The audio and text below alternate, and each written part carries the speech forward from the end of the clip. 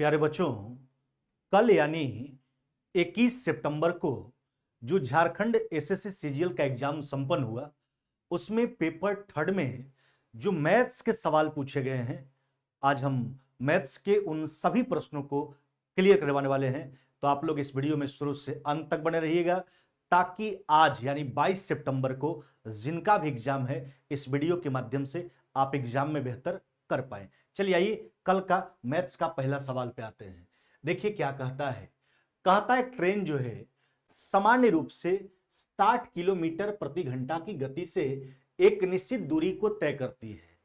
हालांकि यदि यह प्रत्येक घंटे एक निश्चित समय अंतराल के लिए रुकती है ना, तो इसकी औसत गति 50 किलोमीटर प्रति घंटा तक कम हो जाती है ना।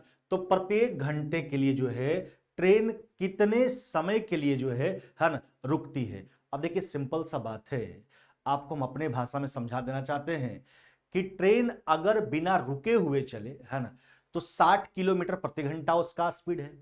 अगर रुक रुक कर ट्रेन चले है ना, तो उसका स्पीड हो जाता है 50 किलोमीटर प्रति घंटा। तो हमको यही बतलाने के लिए बोल रहा है कि बताइए कि ट्रेन प्रति घंटा कितना समय रुकता है, कितना मिनट रुकता है। अब देखिए मिनट में ही ऑप्शन है। देखिए ट्रेन बिना रुके हुए चलता है, तो ट्रेन का स्पीड कितना है, 60 किलोमीटर प्रति घंटा। आराम से बात को समझिएगा। अगर ट्रेन रुक रुक कर चलता है तो उस ट्रेन का स्पीड कितना है, 50 किलोमीटर प्रति घंटा। कई बार आपको यह सवाल बताया है। चलिए टोटल डिस्टेंस एज्यूम कर लेते हैं, मान लेते हैं। अब देखिए दोनों का एलसीएम 60-50 का एलसीएम कितना हो जाएगा, 300। तो पूरा दूरी को मान लिए 300 किलोमीटर। अब आराम से बात को समझिएगा। अगर 60 किलोमीटर प्रति घंटा का स्पीड से 300 किलोमीटर को दूरी को ट्रेन अगर तय करना चाहे तो कितना समय लगेगा, तो समय लगेगा कितना, 5 घंटा। समय बराबर दूरी बटा चाल। जबकि 50 के स्पीड से अगर 300 किलोमीटर की दूरी को तय करना चाहे तब कितना समय लगेगा, तब लगेगा 6 घंटा। अच्छा आप सोचिए, एक स्थिति में 5 घंटा, दूसरा स्थिति में 6 घंटा। अच्छा कम कब लगेगा, जब बिना रुके हुए चल रहा है 60 के स्पीड से। समय ज्यादा कब लग रहा है ना, ज्यादा तब लग रहा है जब रुक रुक कर चल रहा है तब। सोचिए अगर ट्रेन यही दूरी बिना रुके हुए चले तो 5 घंटा में तय कर लेता है, रुक रुक कर चलता है तो 6 घंटा, यानी 1 घंटा दूसरा स्थिति में, रुकने की स्थिति में ट्रेन को ज्यादा लग रहा है। अच्छा 1 घंटा का मतलब कितना मिनट हुआ, तो आप कहोगे सर 60 मिनट, यानी 60 मिनट ज्यादा लगता है। उसका कारण है ट्रेन का पड़ाव पर रुकना। यानी 6 घंटा में 60 मिनट रुकने का काम करता है ट्रेन। नहीं, 1 घंटा विलंब होने का मतलब क्या है, रुक रहा है। तो 6 घंटा में 60 मिनट रुकता है, तो 1 घंटा में कितना रुकेगा, 60/6। यानी आपका उत्तर कितना हो जाएगा, आपका उत्तर हो जाएगा 10 मिनट मेरे भाई। कितना हो जाएगा, 10 मिनट। यानी ट्रेन जो है वह प्रति घंटा कितने मिनट रुकती है, तो 10 मिनट रुकती है। कई बार आपको हम बताए हैं यह सवाल।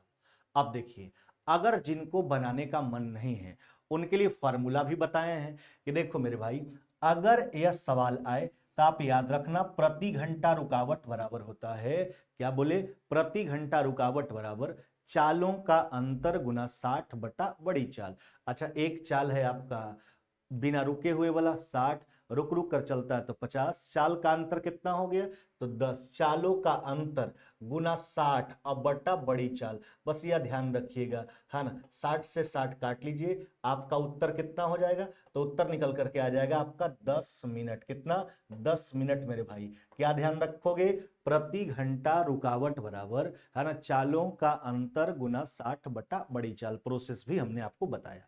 चलिए अगले सवाल की ओर आते हैं। हाँ देखिए यह सवाल क्या कहता है। एक खुदरा विक्रेता के पास n पत्थर है। इन पत्थरों को संतुलन के दोनों रखते हुए, असंतुलन मतलब तराजू के दोनों रखते हुए, पत्थर देखिए अभी भी ग्रामीणीय परिवेश में कई जगह जो है ना, बाट के जगह पर जो है दुकानदार पत्थर का प्रयोग करता है ना। तो n पत्थर है उसके पास। इन पत्थरों को संतुलन के दोनों रखते हुए वह 1 किलो से 121 किलो तक सभी मात्राओं को माप सकता है। नहीं, अब सोचिए कि उसके पास जितना पत्थर है उससे 1 किलो से 121 किलो तक का कोई भी वजन माप सकता है। 1 kilo, 2 kilo, 3 kilo, 4 kilo, 5 kilo, 6 kilo, 7 kilo, यानी 121 किलो तक का कोई भी वजन को माप सकता है अपने पत्थर, अपने जो उसके पास बटखारा है पत्थर के रूप में, उससे। तो हमसे कहता है, तो बताइए कि केवल पूर्णांक में n का न्यूनतम मान क्या है, यानी न्यूनतम उसके पास कितने पत्थर होंगे ताकि वह 1 किलो से 121 किलो तक के कोई भी वजन को माप सकता है। देखो जब भी ऐसा सवाल है तो आप ध्यान रखना, यह तभी संभव है ना, जब उसके पास वाट यानी बटखारा जो है वह 3 के पावर के रूप में हो। जैसे कहने का मतलब है ना, 3 पर पावर 0 है ना, 3 पर पावर 1 है ना, इस तरह का बटखारा होगा तभी संभव है। 3 पर पावर 2 है ना, 3 पर पावर 3, अच्छा अब 3 पर पावर 4। अब यहां पर रुक जाना है। अब क्यों रुकना यह भी बता रहे हैं, सुनिए आराम से। अच्छा 3 पर पावर 0 का मतलब क्या हुआ, यह हुआ 1। 3 पर पावर 1 का मतलब क्या हुआ 3। 3 पर पावर 2 का मतलब क्या हुआ, यह हुआ 9। 3 पर पावर 3 का मतलब कितना हुआ, यह हुआ 27। अब 3 पर पावर 4 का मतलब कितना हुआ 81। यहां इसलिए रोक दिया गया है ताकि देखिए ना, देखो 27 और 3 कितना हो गया 40, 9 1 10, 27 और 3 30 और 9 1 10, 40 हो गया यहां तक। 40 और 81 जोड़ेंगे तब ना 121 आएगा, है ना, तो 121 यहां तक मिल जा रहा था। अब देखिए इसमें सवाल पूछने का क्या पैटर्न है ये आपको समझा देते हैं, कैसे सवाल आ सकता है आपके पास जो है देखिए 4 किलो वजन का भी पूछ सकता है। 9 3 12, यहां पर देखिए यहां सवाल कैसे कैसे आ सकता है, 9 3 12, 9 3 12 1 13, 13 केजी वाला भी पूछ सकता था। क्या पूछ सकता था, 13 किलो। जैसे कहने का मतलब है कि यानी दुकानदार के पास जो है कितना मतलब पत्थर का संख्या कितना कम हो जिससे वो 13 किलो वजन का कोई भी माप जो है माप सकता है ना। तो यह हो जाएगा आपका 1 2 3, 3 बटखरा, 1 किलो वाला, 3 किलो वाला, 9 किलो वाला रहेगा, तो जो है 13 केजी तक का कोई भी वजन वो माप सकता है। दूसरा सवाल आ सकता है 13 और 27 40, 40 किलो वाला, 40 किलो तक कोई भी वजन मापने के लिए जो है उसके पास बटखारा 4 तरह का होना चाहिए। कितना तरह का होना चाहिए, 4 तरह का। वह कौन कौन होना चाहिए, है ना, 1 किलो, 3 किलो, 9 किलो, 27 किलो का, है ना, यह तभी संभव ही है। जी हाँ, तो अब आप देखिए अब 121 है, यानी अब जो है उसके पास 121 केजी अगर माप करना है तो उसके पास बटखारा होना चाहिए 1 kilo, 3 kilo, 9 kilo, 27 kilo, 81 kilo का।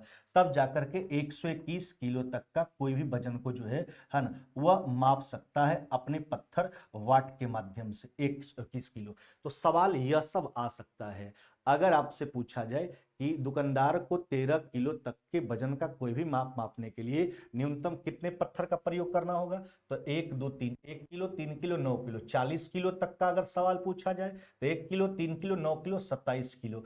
121 तक पूछा जाए तो 1 kilo, 3 kilo, 9 kilo, 27 kilo, 81 kilo का अगर पत्थर होगा उसके पास तो 121 किलोग्राम तक का कोई भी वजन को वह आसानी से माप सकता है। अब आप देख सकते हो, देखो जैसे अगर 1 किलो वजन करना है ना, तो 1 किलो वाला चढ़ा देगा पत्थर को। 2 किलो वजन करना है तो 3 किलो वाला चढ़ाएगा और दूसरा तरफ जो है 1 किलो रख देगा, तो 3 में से 1 चला जाएगा 2। अगर 3 किलो वजन करना है तो 3 किलो रख देगा। 4 किलो वजन करना है तो 3 किलो, 1 किलो, 4 किलो। 5 किलो वजन करना है ना, तो एक तरफ क्या रख देगा 9 किलो का बटखारा और दूसरा तरफ 3 और 1 4 किलो का रख देगा, तो घट जाएगा 9 में से 4 गया कितना 5। अगर 6 किलो का वजन करना है तो एक तरफ 9 एक तरफ 3 रख देगा, 9 में से 3 जाएगा, 6 किलो का माप हो जाएगा। अगर 7 किलो का वजन करना है तो वह भी संभव है। देखिए कैसे संभव है, यहां देखिए 9 1 कितना हो जाएगा 10, 10 किलो एक तरफ रखेगा, 3 किलो एक तरफ रखेगा, 7 किलो का वजन हो जाएगा। अगर 8 किलो का रखना है तो 9 एक तरफ, एक एक तरफ। 9 किलो का रखना है तो 9 है ही एक बटखारा।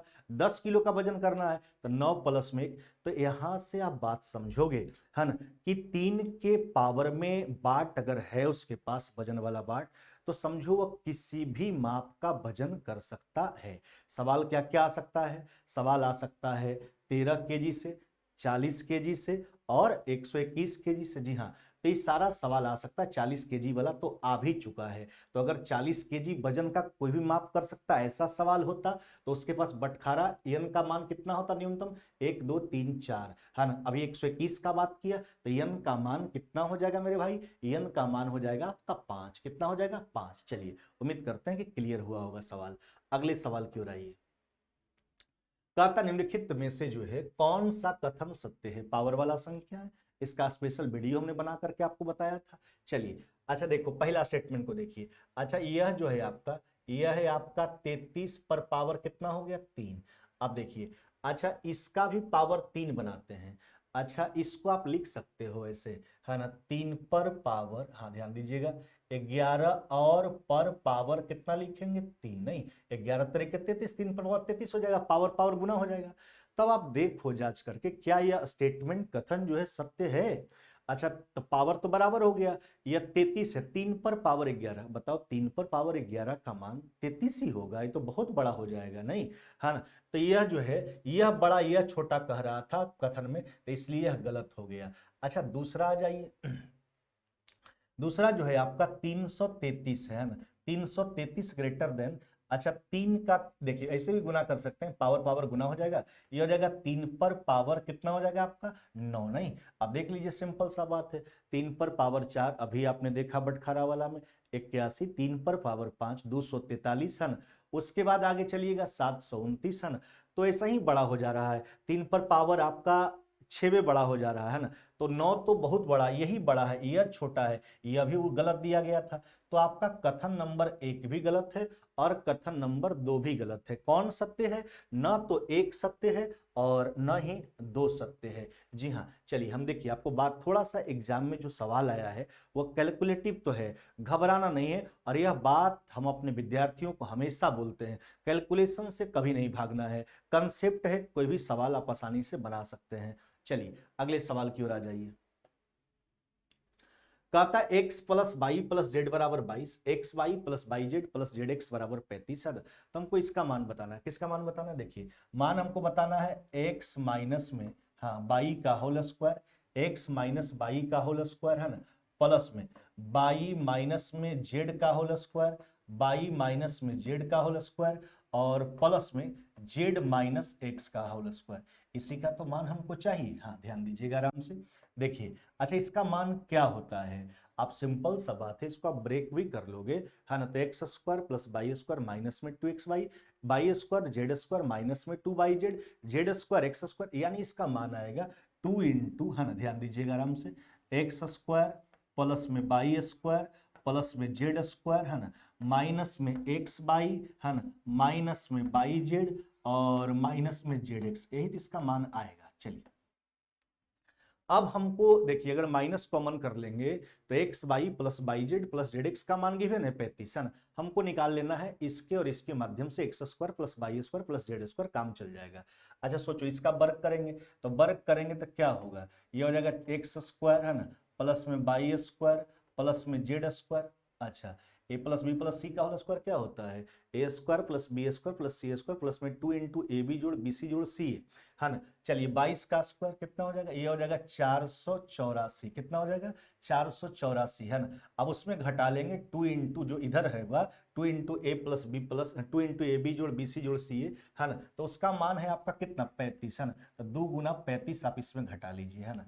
चलिए 70 घट जाएगा, अच्छा 70 घट जाएगा तो क्या बच जाएगा, यह बच जाएगा 414, कितना बच जाएगा मेरे भाई 414 बच जाएगा।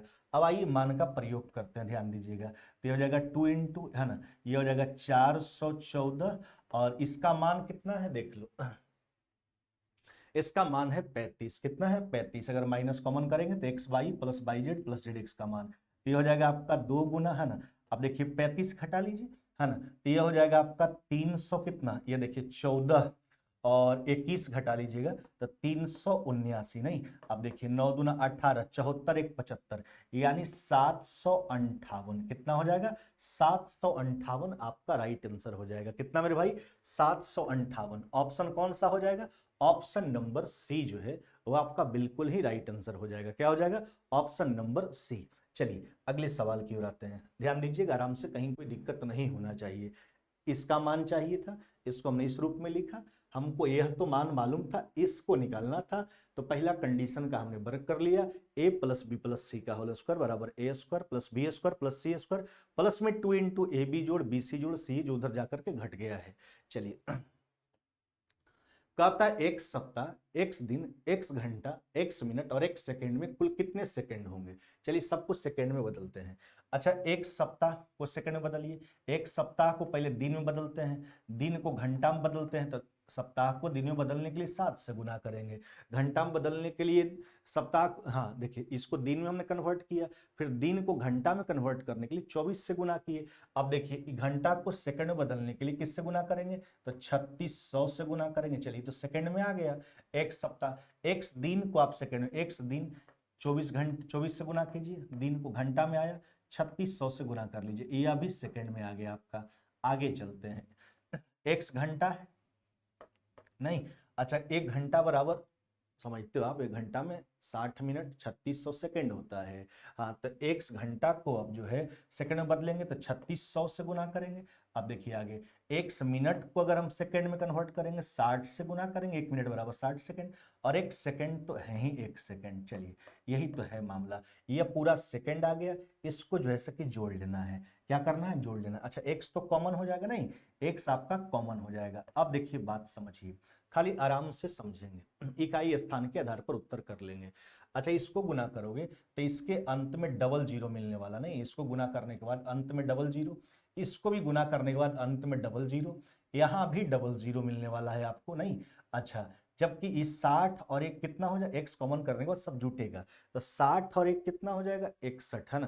तो देखिए 61 होना चाहिए लास्ट में, है ना, एक्स के मल्टीपल के रूप में। चलिए तो 61 लास्ट में, यही ऑप्शन में, मात्र यही ऑप्शन में, यानी आपका उत्तर हो जाएगा यही 69, है ना, 694861 इंटू एक्स, इतना सेकंड हो जाएगा, क्योंकि 61 वाला लास्ट में जो है मात्र एक ही ऑप्शन है, वह है ऑप्शन नंबर डी। सोचिए अब आप गुना करके आप फिर से आप जोड़ने के लिए जाओगे तो फिर आपको समय लग जाएगा, थोड़ा सा दिमाग आपको लगाना है, बेहतर तरीका से आप सोचिए, है ना, कैसे हम सुविधापूर्वक प्रश्न को आसानी से सोल्व कर लेंगे, है ना। तो यह हो गया आपका 6,94,861 इंटू एक्स सेकेंड।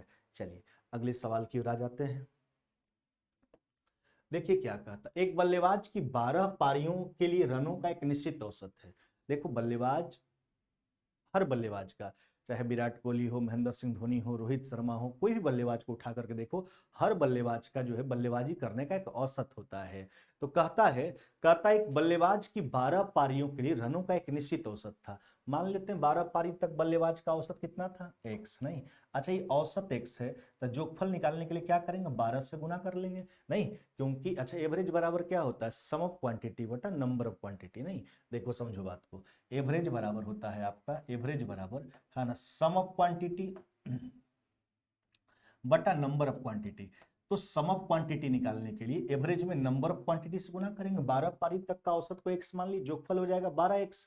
हाँ 13वां पारी में 96 बनाता है, औसत 5 बढ़ जाता है, जो पहले औसत x था अब औसत कितना हो गया, x प्लस में 5, यह 13 पारी तक का औसत है। तो जोगफल निकालने के लिए 13 से गुना कर लेंगे। देखिए 13 पारी के रन में शुरू के 12 पारी के रन को घटा लिया जाए तो क्या बचेगा, यह बचेगा 13वां पारी का रन, जो प्रश्न के हिसाब से कितना दे रखा है, यह दे रखा 96, कितना दे रखा 96। तो यह हो जाएगा आपका 13x, है ना, प्लस में 65, है ना, माइनस में 12x, बराबर में कितना हो गया आपका, यह हो गया 96, है ना। तो x बराबर हो गया आपका कितना, यह हो गया 31। यह 12 पारी तक का औसत था x। आपको क्या पूछा गया, कहा था 13वीं पारी के बाद उसका औसत बताइए उस बल्लेबाज का, है ना। तो औसत में तो 5 का वृद्धि हो गया है, तो 31 प्लस में 5 कितना हो जाएगा आपका 36, कितना 36, 36 आपका राइट आंसर हो जाएगा। 36 कौन सा उत्तर करोगे, ऑप्शन नंबर आपका बी हो जाएगा। यह बिल्कुल बेसिक तरीका है, हमने पहले इसको बना करके बताया आपको। अब देखो एग्जाम में और सुविधापूर्वक कैसे हम इसको बना सकते हैं इस प्रकार के सवाल को, यह देखिए कई बार यह भी सवाल आपको बताया गया है। हाँ देखो, अच्छा 13वां पारी में कितना बनाता है, तो आप कहोगे सर 96 बनाता है, कितना बनाता है 96। अच्छा औसत में 5 का वृद्धि कर लेता है, यानी पहले औसत कम होगा। अच्छा औसत में वृद्धि कर लिया, यानी हर एक पारी का रन 5-5 बढ़ गया, तो 13 × 5 = 65 घटा लीजिए, पहले का औसत था 31, है ना, यह 12वीं पारी तक का औसत है। 13वां के बाद पूछा 5 बढ़ा करके उत्तर करना है, नहीं 5 बढ़ा करके आपको उत्तर करना, 31 प्लस में 5 कितना हो जाएगा 36, कितना 36 रन। तो यह है आपका बेस्ट मेथड। दोनों तरकीब आसान है, ऐसा नहीं कि इसमें ज्यादा समय लगने वाला है, आप समझ रहे हो बुझ रहे हो तो बिल्कुल आसान यह भी है, यह भी आसान है। चलिए अगले सवाल की ओर आते हैं। हाँ कहता 1 माइनस में कॉट थीटा बटा 1 माइनस में टेन थीटा का होल स्क्वायर प्लस में 1 का मान क्या होगा। देखो यह जो आपके पेपर में सवाल आया था ना, इसका ऑप्शन गलत गिवन किया गया था। इसका उत्तर आता है कोसेक स्क्वायर थीटा, जो आपके ऑप्शन में गिवन नहीं था, हमने सुधार दिया, कोसेक स्क्वायर थीटा पहला ऑप्शन में डाल दिया, तो उत्तर तो कोसेक स्क्वायर थीटा होगा। अब कैसे होगा इस पर चर्चा करते हैं हम। अच्छा एक बात समझिए, अब देखना बात को, यह जो है आपका ऊपर में 1 माइनस में क्या है कॉट थीटा। अच्छा एक बात बताओ, टेन को भी कॉट के रूप में लिख सकते हैं, तो कहोगे जी हाँ सर, क्योंकि टेन कॉट का इन्वर्स होता है सर, है ना। तो टेन थीटा को क्या लिखेंगे 1 बटा कॉट थीटा लिखेंगे, क्या लिखेंगे 1 बटा कॉट थीटा। चलिए इसका वर्ग करते हैं, आइए आराम से, है ना। स्क्वायर दिया गया था, प्लस में कितना था 1। हाँ अब देखो बात, अब देखिए तो यहाँ क्या हो गया आपका, यह हो गया 1 माइनस में कॉट थीटा। अच्छा नीचे क्या हो जाएगा, यह हो जाएगा, सोल्व करेंगे तो यह हो जाएगा कॉट थीटा माइनस में कितना 1, कॉट पलट के ऊपर जाएगा, है ना, कॉट पलट के ऊपर चला गया। चलिए इसका स्क्वायर है, स्क्वायर कर लीजिए, है ना, और प्लस में कितना हो गया 1। देखो इसको काटेंगे, है ना, -1 ऊपर से कॉमन कर लेंगे, -1 से कट जाएगा नहीं, तो माइनस में कॉट थीटा, अच्छा माइनस का स्क्वायर तो प्लस हो जाएगा, कॉट थीटा का स्क्वायर क्या हो जाएगा, तो आप कहोगे सर कॉट स्क्वायर थीटा हो जाएगा, क्या हो जाएगा कॉट स्क्वायर थीटा प्लस में 1। अच्छा बताओ कॉसेक और कॉट का रिलेशन आप क्या जानते हो, कॉसेक स्क्वायर थीटा माइनस में cot square theta equal to 1, अतः cosec square theta equal to 1 plus cot square theta, यानी 1 plus cot square theta equal to cosec square theta, यानी यह आपका रिजल्ट है कॉसेक स्क्वायर थीटा। एकदम बिल्कुल खैर मकदम कर लीजिए इसको, है ना, कहीं कोई परेशानी नहीं। ऑप्शन नंबर ए हमने बोला एग्जाम पेपर में आपका गलत था ऑप्शन, कॉसेक स्क्वायर थीटा होगा आपका उत्तर, जी हाँ। चलिए अगले सवाल की ओर आ जाइए। कहता किस अनुपात में 60 रुपए प्रति किलो वाली चीनी को 42 रुपए प्रति किलो वाली चीनी के साथ मिलाया जाए ताकि मिश्रण को 56 रुपए प्रति किलोग्राम बेचने पर 12% का लाभ हो।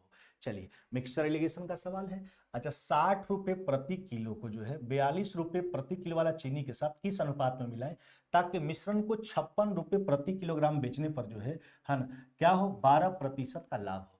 देखो सबसे पहली बात है, जब एलिगेशन लगाते हैं तो जिस चीज का चर्चा आप ऊपर में करते हो ना, उसी का एवरेज वैल्यू मीन वैल्यू का प्रयोग बीच में किया जाता है। अगर यह दोनों प्रकार के चीनी का क्रयमूल है तो मिश्रण का भी क्रयमूल ही आपको रखना होगा बीच में, तो मिश्रण का भी क्रयमूल दे रखा है, पहले क्रयमूल निकालिए। अच्छा 56 रुपए प्रति किलोग्राम बेचता लाभ हो जाता है, इसका मतलब खरीदा होगा कम में 100 बट्टा 112, 12% लाभ का फ्रैक्शन 112 बट्टा 100, लेकिन कम करना है 56 रुपए बेचता लाभ हो जाता है तो मिश्रण का पहले क्रयमूल निकाल रहे हैं, कम कर लीजिए। अच्छा 56 से 2 बार में, 2 से 50 बार में, यानी मिश्रण का क्रयमूल क्या आ गया, तो ये आ गया 50 रुपए प्रति किलोग्राम, 50 रुपए प्रति किलोग्राम, ये मिश्रण का क्रयमूल आ गया। अब इसका प्रयोग जो है कि आप बीच में कर लीजिए, है ना। चलिए 50 का प्रयोग बीच में कर लेते हैं, क्रॉस करके निकाल लीजिए, 42 में से 50 में से 42 चला गया, कितना हो जाएगा 8, और यहाँ कितना हो जाएगा 10, यानी 4 अनुपात कितना हो जाएगा 5, 4 अनुपात 5 में मिलाना होगा। ऑप्शन कौन सा होगा, ऑप्शन नंबर बी। हाँ यह बात आप ध्यान रखोगे, जब आप एलिगेशन मेथड का प्रयोग कर रहे हो तो जिस चीज का जिक्र ऊपर में होगा उसी का एवरेज वैल्यू मीन वैल्यू का प्रयोग आपको बीच में करना होगा। अगर ऊपर क्रयमूल है तो बीच में औसत क्रयमूल ही चाहिए, न कि विक्रयमूल चाहिए। हमको उल्टा दिया था, पहले क्रयमूल निकाल लिए उसके बाद एलिगेशन लगाए। आगे आ जाइए, अगले सवाल पे आइए। देखिए क्या कहता है, आराम से होशियारी से।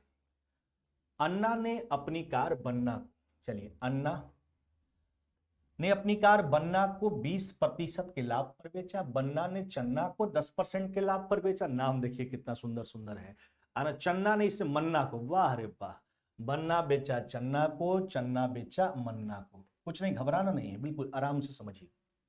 देखो मान लेते हैं अन्ना का कार का कीमत मान लेते हैं कितना 100, यह जो है 20% लाभ पर बन्ना को देता है। अच्छा 100 का 20% कितना हो जाएगा 20, यानी कितना में बेचा 120 में, जो बन्ना का क्रयमूल हुआ। बन्ना इतना में खरीदा, बन्ना ने चन्ना को 10% लाभ पर। अच्छा 120 का 10 कितना हो जाएगा, तो कहोगे सर 12 हो जाएगा, नहीं, यानी 120 का 10 12, यानी चन्ना को कितना में दिया 132 में, चन्ना का क्रयमूल हो गया। अब सोचिए आगे, अब क्या कहता, चन्ना ने मन्ना को 9.09% की हानि पर दी। अच्छा इसको फ्रैक्शन में क्या लिखोगे, 9.09 को फ्रैक्शन में, यानी हो जाएगा आपका देखिए ना 9 बट्टा अप्रोक्स में अगर देखा जाए तो 9 बट्टा कितना 100, 11 नहीं, यानी 1/11। क्या लिखेंगे इसको फ्रैक्शन में 1/11 लिखेंगे। हाँ ध्यान दीजिएगा, तो इसका 1/11 कितना हो जाएगा, तो 132 का 1/11 12 हो जाएगा, कितना हो जाएगा, तो 132 का ये 12 हो जाएगा, 1/11 आप निकाल लिए 12, तो हानि पर बेचता 132 में से 12 घटा लीजिए, यानी कितना में बेचा मन्ना को, 120 में बेचा, कितना में बेचा, 120 में बेचा। आगे सोचिए, मन्ना ने अपनी खरीद मूल्य का 10% और इस पे खर्च कर देता है।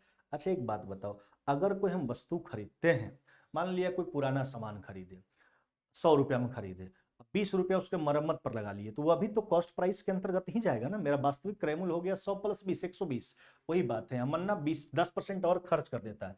अच्छा इसका 10% अगर देखा जाए तो इसका 10% कितना हो जाएगा, तो ये हो जाएगा 12, यानी कितना इसका वास्तविक क्रय मूल्य हो गया, इसका वास्तविक क्रय मूल्य हो गया 132, कितना हो गया 132। अब सोचिए आगे क्या कहता है, और इसे अन्ना को फिर जो है, अब देखिए खर्च किया, और ये मन्ना जो है फिर अन्ना को, जो जहां से प्रारंभ हुआ था मामला अन्ना से, फिर ये मन्ना जो है अन्ना को जो है 8.33% के, अच्छा इसको फ्रैक्शन में पहले आप लिखो आराम से। अच्छा 8 बटा अप्रोक्स में अगर देखा जाए 8/100 बरोबर 96, यानी 1/12 फ्रैक्शन में इसको लिख सकते हैं, नहीं चलिए अप्रोक्स में 1/12, तो 8.33% के लाभ पर बेचता, तो 132 का 1/12 आप देखो निकाल के, तो कितना हो जाएगा, 1/12 निकालोगे तो हो जाएगा आपका कितना, तो ये हो जाएगा 11, नहीं तो 132 में 11 जोड़ लीजिए, है ना, तो 132 में 11 जोड़ लीजिए, है ना, और इसको फिर ही देता है 11 रुपये बढ़ा करके, है ना। चलिए 132 में हम 11 जोड़ लेते हैं, 11 जोड़ लिए, यानी कितना हो गया 143, कितना हुआ 143, ये किसको देता है 143 में, फिर ये अन्ना को दे देता है, किसको देता है अन्ना को। तो हमसे यही कहता है कि बताइए अन्ना का नुकसान क्या होगा। अच्छा एक बात समझो आराम से, 100 रुपया से मामला शुरू किया था, कितना से 100 रुपया से। अच्छा ये कै रुपया लाभ कमाया था शुरू में, ध्यान दीजिएगा, तो 20 रुपया लाभ कमाया था, जबकि अगर 100 रुपया के सामान को बाद में इसको 143 में खरीदना पड़ रहा है, तो यहाँ तो इसको 20 रुपया का लाभ हुआ था, यहाँ इसको हो रहा है 43 रुपया का हानि। सोचिए, तो 20 रुपया प्रॉफिट हुआ, 43 रुपया हानि हो गया लाभ अंत में, तो यानी कहने का मतलब 23 रुपया का हानि हो गया, यानी पूरे मामला में इसको 23% का क्या हो जाएगा, लॉस हो जाएगा, है ना, यानी 23% का लॉस होगा पूरे मामला में, है ना, 23% का लॉस। ऑप्शन नंबर ए हो जाएगा, क्या हो जाएगा, ऑप्शन नंबर ए। देखो कई लोग डायरेक्ट आंसर कर देते हैं, है ना, कि 43%, 100 का सामान 143 में खरीद रहा है, 43% का उसको लॉस हो जा रहा है, नहीं होशियारी से काम कीजिएगा, है ना, क्योंकि यहाँ 20 रुपया का बंदा लाभ भी कमा चुका है पहले, है ना, और फिर उसको 143 रुपये में ले रहा है, तो 43 रुपया भले भी लॉस सह रहा है, लेकिन 20 रुपये पहले वो कमा चुका है, यानी पूरे मामला को अगर देखा जाए तो उसको 23% का लॉस होगा। जी हाँ, ऑप्शन नंबर ए हो जाएगा। अगले सवाल की ओर आते हैं, देखिए क्या कहता है, कहता है ठोस लकड़ी के घन से अधिकतम आयतन का एक लंबवृत्तीय बेलन काटा जाता है। देखिए एक घन बना लीजिए पहले आप, क्यूब का बात किया गया है, नहीं एक घन बनाइए पहले आराम से।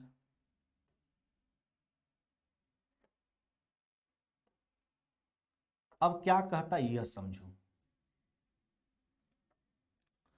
कहता है घन से अधिकतम आयतन का एक लंबवृत्तीय बेलन, यानी बड़ा से बड़ा बेलन काटा जाता है। अच्छा बड़ा से बड़ा बेलन इसके अंतर्गत बनाएंगे, तो बताइए उसका रेडियस जो होगा, इसका किनारा अगर एल है तो इसका रेडियस क्या हो जाएगा, AL/2, क्या हो जाएगा AL/2 हो जाएगा, नहीं AL/2 हो जाएगा। और आगे बात समझिए, बेलन का हाइट जो होगा, नहीं वो क्या होगा, इसके किनारा के लंबाई के बराबर होगा। अब क्या कहता है, कहता है कि जब इससे बेलन काट लिया जाता है तो बची हुई सामग्री मूल घन के आयतन का कितना प्रतिशत, यानी कितना सामग्री बच जाता है बेलन काटने के बाद। अच्छा पहले आयतन किस रूप में था, क्यूब के रूप में। अच्छा क्यूब का आयतन, घन का आयतन क्या हो जाएगा, AL3, नहीं। अच्छा बात समझिए, उसके बाद इससे एक बेलन काट लिया गया, बेलन का आयतन कितना इस्तेमाल कर, बेलन का आयतन πr²h, है ना, 22/7। आर का मान अगर देखा जाए, समझिएगा बात को, हम सोल्व करके लिख रहे हैं, समझिए r², L/2 है रेडियस, तो इसका वर्ग करेंगे तो यह हो जाएगा आपका L² और 2 का स्क्वायर कितना हो जाएगा 4। हाँ होशियारी से मेरे भाई, है ना, L/2 रेडियस है उसका वर्ग करेंगे, क्योंकि इसका वॉल्यूम होता है πr²h, L²/4। अच्छा ऊंचाई क्या होगा, इसके किनारा की लंबाई के बराबर, क्योंकि बड़ा से बड़ा माप का निकालना है। चलिए ध्यान दीजिएगा, देखिए AL/Q काट के हटा लीजिए, यहाँ हो जाएगा 11, यह हो जाएगा 2, यानी देखा जाए तो 14/11, यानी 14 था, जिसमें हमने प्रयोग इस्तेमाल कितना का किया, 11 का। कितना बचा है मूल सामग्री का, यही तो पूछा गया, बची हुई सामग्री बचा कितना, 14 में 11 प्रयोग कर लिया गया, 3 बचा कितना का, 14 का। 3 जो है वह 14 का कितना प्रतिशत है, नहीं 3 जो है वो आपका 14 का कितना प्रतिशत है। देख लीजिए यहां से काटिए, कितना हो जाएगा आपका 50, और यहाँ कितना हो जाएगा 7, नहीं 50 बटा कितना हो जाएगा आपका 7 है ना। अब देख लो 50 बटा 7 है ना, तो यानी 150 और बटा कितना 7। अब देख लीजिए 150 बटा 7 कितना हो जाएगा, है ना। तो ये हो जाएगा आपका अप्रोक्स में अगर देखा जाए, है ना, लगभग में पूछा गया है निकटतम पूर्णांक के रूप में। तो 7 दूना कितना हो गया 14, 21% के आसपास कितना हो जाएगा, 21% के आसपास, नहीं चलिए 21%, ये अप्रोक्स में आपसे उत्तर पूछा गया। चलिए समझ रहे हो बात को, 7 दूना 14, नहीं 10 बच जाएगा, 7 इकाई 7, 21 है ना समथिंग, यानी 21% आपका राइट आंसर हो जाएगा। क्या हो जाएगा 21%, जी हाँ, ऑप्शन नंबर हो जाएगा आपका बी। उम्मीद करते हैं क्लियर हुआ होगा, कहीं कोई दिक्कत नहीं, आराम से समझना है ना, बिल्कुल आराम आराम से बता रहे हैं ताकि सब लोग समझ पाए, जो कमजोर हैं वह भी समझ पाए, जो तेज हैं हड़बड़ाइए नहीं, वह भी समझेंगे आप बढ़िया से। क्वेश्चन थोड़ा आया है इधर उधर करके, लेकिन घबराने की बात नहीं, कैलकुलेशन है, बिल्कुल आसान सा सवाल है, कंसेप्ट है तो आसान है। चलिए अगले सवाल की ओर आ जाइए।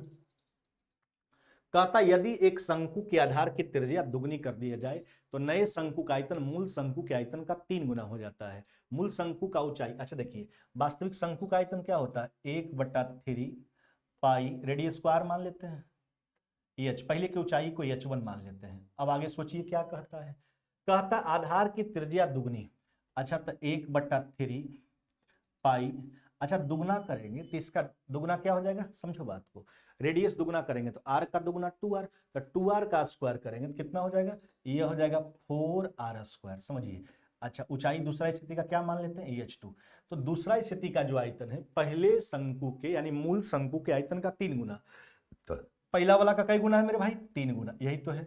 पाई बाई थ्री काट लीजिए, देखिए आर स्क्वायर से आर स्क्वायर कट जाएगा, ध्यान दीजिएगा, तो h1 बट्टा AH2 बराबर में, है ना, ये हो जाएगा 4 बट्टा कितना हो जाएगा आपका 3, नहीं यानी रेशियो हो जाएगा दोनों स्थिति की ऊंचाई में 4:3 का, किस कौन सा रेशियो हो जाएगा 4:3, मूल शंकु और नए शंकु के हाइट के बीच का रेशियो 4:3 हो जाएगा।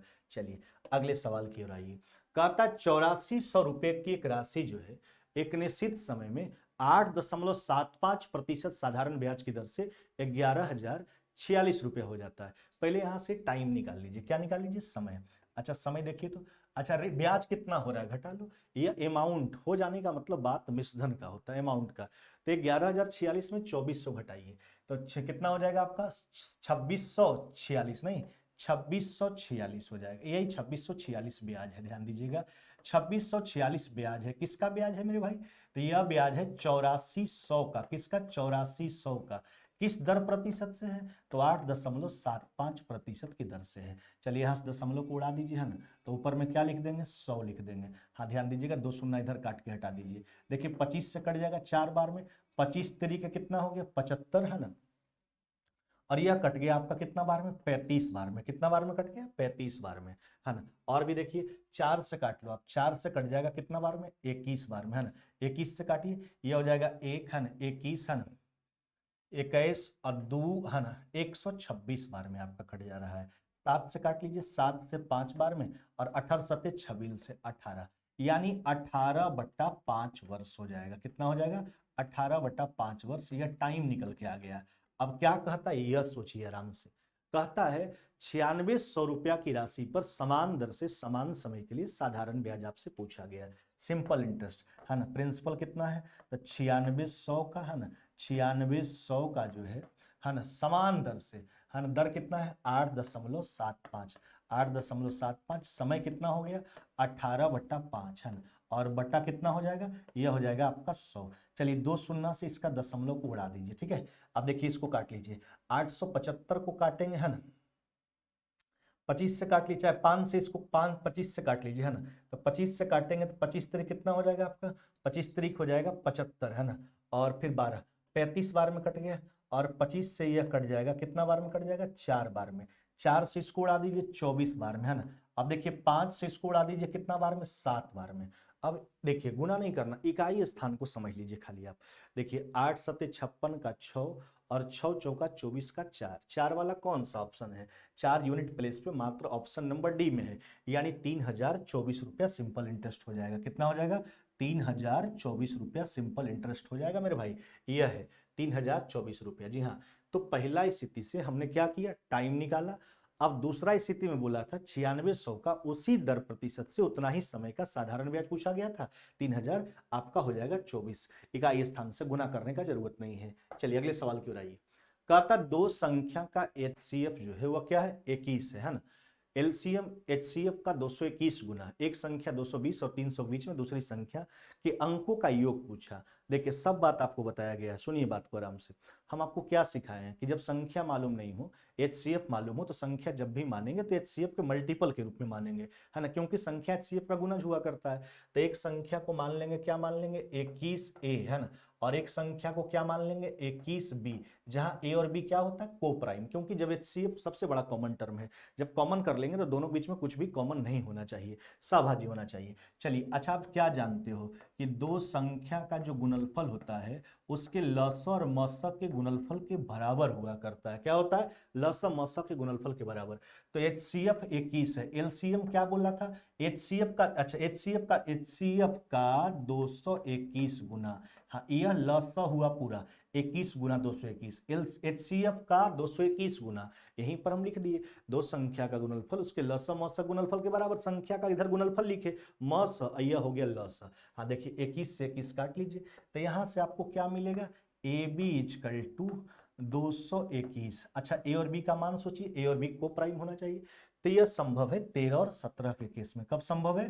13 और 17 के केस में। 13 17 ही हो जाएगा आपका 221, है ना। चलिए जहां A और B को प्राइम हो जाएगा, यह तो A और B का मान आया।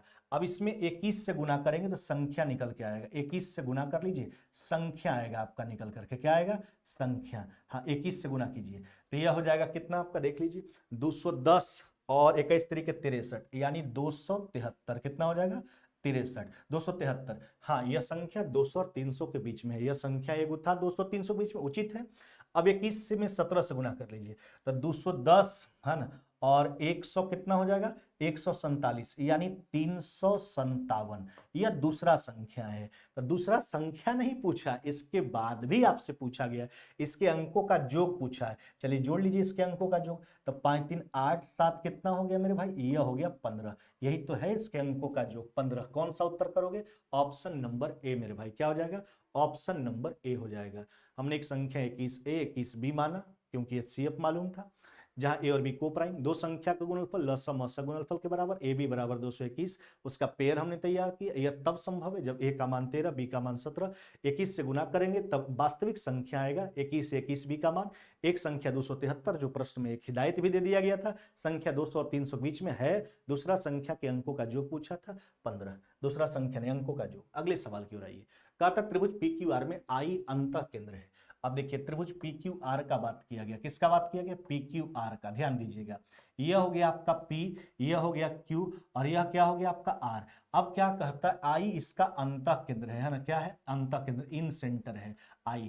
और क्या कहता है? QIR का जो मान है वह कितना है आपका? 107। अब एक बात ध्यान रखना, अंतः केंद्र एक्चुअली कहा किसको जाता है? देखिए कोण समद्विभाजक जहां मिलता है उसको अंतः केंद्र कहा जाता है। क्या कहा जाता है? अंतः केंद्र कहा जाता है। देखिए हम सारा पे चर्चा कर देते हैं। देखो सुनो, सबसे पहली बात, कोण समद्विभाजक जहां मिलता है उसको अंतः केंद्र, अंतः केंद्र पर बना कोण का मान 90 प्लस में तीसरा कोण का आधा। बाई समद्विभाजक होता है तो 90 माइनस में तीसरा कोण का आधा। जहां सारा शीर्ष लंब आके मिलता है उसको लंब केंद्र कहा जाता है। जी हाँ, लंब केंद्र पर बना कोण का मान होता है 180 डिग्री माइनस में तीसरा कोण, इसको ऑर्थो सेंटर कहा जाता है। भुजाओं के लंब समद्विभाजक जहां मिलते हैं उसको परिकेंद्र सरकम सेंटर कहा जाता है। सरकम सेंटर पर बना कोण का मान होता है 2 गुना तीसरा कोण।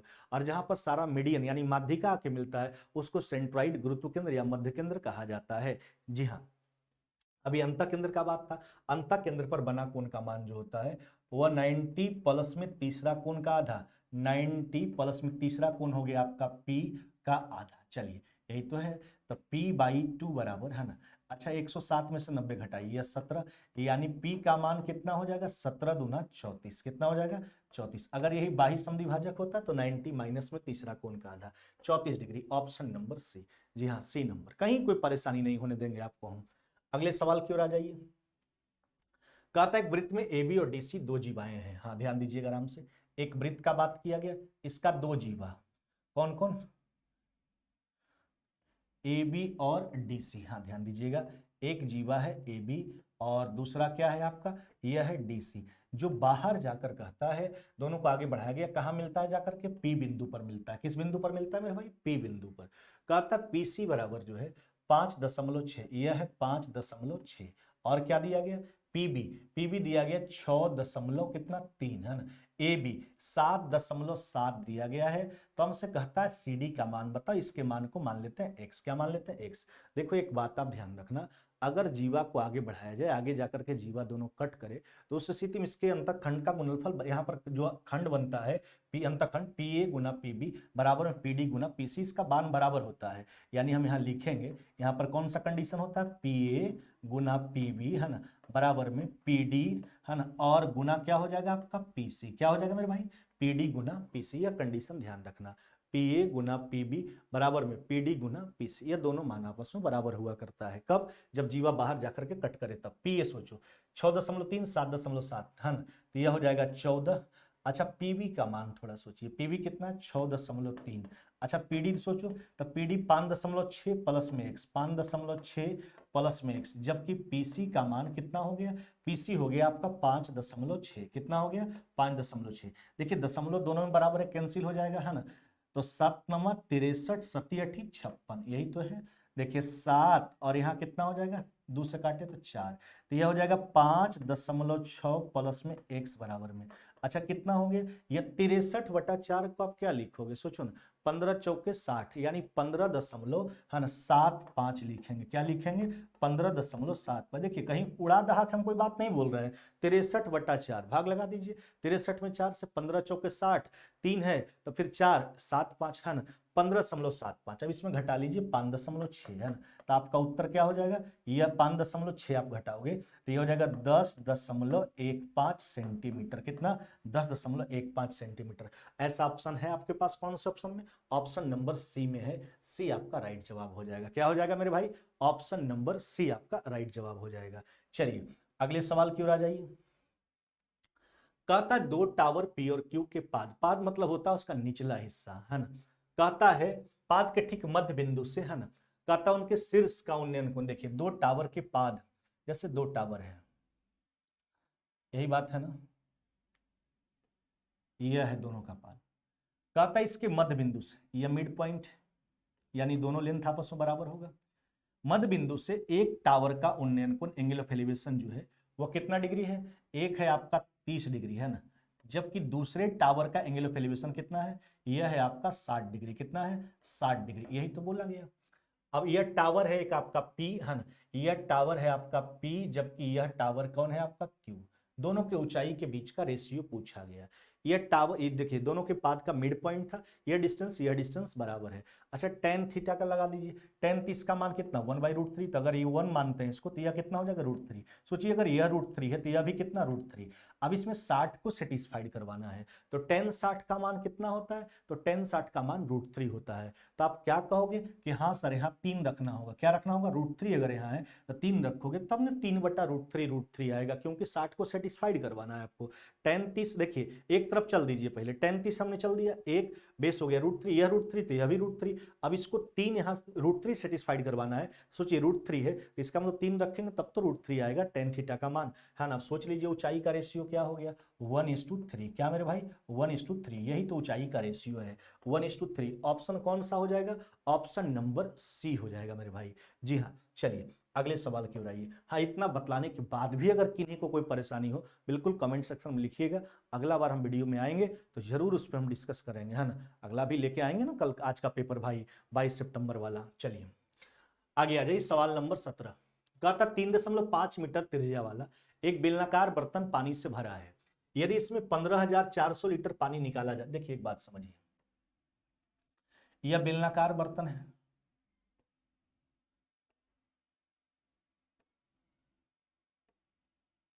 इसका रेडियस कितना 3.5। अब समझिएगा बात, पानी से भरा है। अब क्या कहता है यह सुनो, यदि 15,400 लीटर पानी जो है, देखिए सीजीएल मेंस में पूछा गया सवाल है T2 में, जी हाँ सीजीएल का सवाल है, ऐसा सीजीएल का कहता है 15,400 लीटर पानी निकाला जाता है तो बर्तन में पानी के स्तर में कितना गिरावट हुआ। अच्छा एक बात सोचिए, मान लिया गया पानी भरा हुआ था, अब पानी निकलने के बाद यहां तक बच गया, कहां तक बच गया, यहां तक बच गया, तो यह पानी निकला है, इसके ऊंचाई को क्या मान लेते हैं, इसकी ऊंचाई को एच मान लेते हैं, जो गिरावट आया है पानी में। अच्छा एक बात बताओ, सिलेंडर को आप कहीं से भी काटोगे तो सिलेंडर ही, एक रड का बात करें हम, रड को यहां से काटो यहां से काटो, छोटा टुकड़ा मिले चाहे बड़ा टुकड़ा मिले, वह सिलेंडर के जैसा ही मिलने वाला है नहीं। तो इसका मतलब है कि इतना दूर जो एक कट के हटा, यह भी एक सिलेंडर ही है, यह भी एक बेलन ही है, जिसका आयतन 15,400 लीटर है क्या। चलिए अब एक बात आप ध्यान रखना, 1 लीटर बराबर होता है 1000 सेंटीमीटर क्यूब। क्या ध्यान रखोगे, 1 लीटर बराबर 1000 सेंटीमीटर क्यूब मेरे भाई। चलिए आयतन निकाल लीजिए, उसका जो भाग बाहर निकला है पानी के रूप में, है ना, तो पाई आर स्क्वायर एच है ना, तो कितना हो जाएगा आपका 22/7। रेडियस कितना हो गया, देखिए जवाब सेंटीमीटर में, इसलिए सेंटीमीटर में कन्वर्ट कर लेंगे सबको। रेडियस 3.5 मीटर, इसको सेंटीमीटर में क्या लिखोगे, तो 350 नहीं, पाई आर स्क्वायर एच, ऊंचाई को एच मान लिए हैं, जो गिरावट है इस पानी के आयतन के बराबर कीजिए। इसका आयतन, पानी का आयतन 15,400 लीटर है। अभी हमने क्या बोला, 1 लीटर बराबर 1000 सेंटीमीटर क्यूब होता है, इसमें 1000 से गुना कर लीजिए, कितना से, 1000 से गुना करना होगा, तो सेंटीमीटर क्यूब में आ गया, यह भी सेंटीमीटर क्यूब में, वह भी सेंटीमीटर क्यूब में। अब आइए देखिए यहां से कैलकुलेट कर लीजिए, देखिए 2 शून्य तो पहले काट के हटा दीजिए, कट गया, 7 से कितना बार में, 5 बार में कट जाएगा। अब देख लीजिए आगे का हिसाब किताब, 22, यहां से 7 निकालते हैं, ठीक है, तो 22 सत्ते कितना हो गया 154, यहाँ कट जाएगा कितना बार में, 100 बार में कट जाएगा। देखिए 25 से काट लीजिए कितना बार में, 4 बार में, 4 और 10, यहाँ पर एक शून्य बचा हुआ है, यानी एच बराबर हो जाएगा 40 सेंटीमीटर। कितना मेरे भाई, 40 सेंटीमीटर। यानी कहने का मतलब है बर्तन में पानी के स्तर में जो गिरावट आया है वह कितना सेंटीमीटर का आया है, 40 सेंटीमीटर का। जी हाँ 40 सेंटीमीटर। कौन सा उत्तर करोगे, ऑप्शन नंबर ए हो जाएगा। क्या हो जाएगा, ऑप्शन नंबर ए हो जाएगा। देखिए हम थोड़ा सा और अगर जल्दीबाजी करना चाहते तो डायरेक्ट हम आयतन में पाई स्क्वायर से भाग लगा देते, एच का मान निकल के आ जाता, लेकिन यह सब प्रोसेस के बाद ही आप सोच सकते हैं। चलिए आगे आ जाइए। कहता है एक आदमी अपने घर से चलकर 30 के स्पीड से चलता है तो 10 मिनट की देरी से ऑफिस पहुंचता है, 24 के स्पीड चलता है तो 18 मिनट की देरी से पहुंचता है। एक बार बताएं, इस समय कोई दिक्कत नहीं होना चाहिए। देखिए डिस्टेंस कांस्टेंट है, एक बार 30 के स्पीड से जाता है, एक बार 24 के स्पीड से जाता है, 6 से 5 बार में, 4 बार में, यह 5:4 स्पीड का रेशियो हो गया। क्या हो गया, स्पीड का रेशियो हो गया। टाइम डिस्टेंस कांस्टेंट होता है तो स्पीड और टाइम एक दूसरे का इन्वर्सली प्रोपोर्शनल हुआ करता है, तो टाइम का रेशियो क्या हो जाएगा, 4 कितना मेरे भाई 5, यह 4:5 हो जाएगा टाइम का रेशियो। समय का डिफरेंस सोचिए, एक बार 10 मिनट देरी से, एक बार 18 मिनट देरी। देखो हम आपको बार बार बोलते हैं सेम डायरेक्शन में, दोनों बार देरी देरी बोले डिफरेंस घटा के, दोनों बार पहले पहले बोले तो भी डिफरेंस घटा के, एक बार देरी एक बार पहले बोले अपोजिट डायरेक्शन, डिफरेंस जोड़ करके। चलिए घटा के 10-18 का डिफरेंस कितना हो गया 8, मिनट को घंटा में लिखेंगे 8/60, यही समय का डिफरेंस है जो 1 यूनिट है, 1 यूनिट का मान है। किसी एक स्थिति का समय निकालो, पहला स्थिति का अगर समय निकालेंगे तो पहला के वास्तविक चाल में गुना कर लीजिए इसको, समय को, दूरी निकल के आ जाएगा। अगर आप वही पूछा गया उसके घर से ऑफिस का दूरी, अगर दूसरा स्थिति का आप समय निकालते, दूसरा के वास्तविक चाल 24 से गुना करना होता है ना। देखिए यहां से काट लीजिए, 60 से 120 को काटेंगे 2 बार में, है ना, यानी 8 गुना 2 कितना हो जाएगा मेरे भाई, यह हो जाएगा 16 किलोमीटर। कितना हो जाएगा 16। ऑप्शन कौन सा हो जाएगा, ऑप्शन नंबर डी। अगर आप दूसरा स्थिति का समय निकालते तो यहाँ 5 और यहाँ 24 से गुना करना पड़ता है ना, तो 120 फिर भी होता, 60 से 2 बार में 16 किलोमीटर, घर से ऑफिस का दूरी 16। चलिए अगले सवाल की ओर आते हैं, सवाल नंबर 19। कहता है एक समूह के 4 दिनों में जो है, समूह के लोग जो है 4 दिन में एक काम करने का फैसला करते हैं। मान लेते हैं समूह में लोगों का संख्या कितना, मान लेते हैं x, 4 दिन में पूरा कर देता है, यह पूरा काम हो गया। आराम से समझिएगा, कोई बड़ी बात नहीं है, लेकिन चूंकि हर दिन 20 आदमी बाहर हो जाता है इसलिए काम समाप्त करने में 7 दिन लग गया। शुरुआत में कितना व्यक्ति, जिसको हमने x मान लिए, अच्छा पहला दिन तो x व्यक्ति काम करेगा, दूसरा दिन 20 व्यक्ति चला गया, ये भी एक दिन किया, दूसरा दिन, अगला दिन 20 व्यक्ति और चला गया मेरे भाई, यह सब भी एक दिन किया, फिर अगला दिन 20 व्यक्ति चला गया, x माइनस में 60, चलिए फिर अगला दिन 20 व्यक्ति चला गया, x माइनस में 80, हाँ ध्यान दीजिएगा कोई बड़ी बात नहीं इसमें, है ना, फिर 20 व्यक्ति चला गया, x माइनस में 100, है ना, चलिए भी एक दिन किया, फिर 20 व्यक्ति चला गया, x माइनस में 120, क्या हो गया, x माइनस में 120, है ना, चलिए ये भी एक दिन काम किया, ये भी एक दिन काम किया।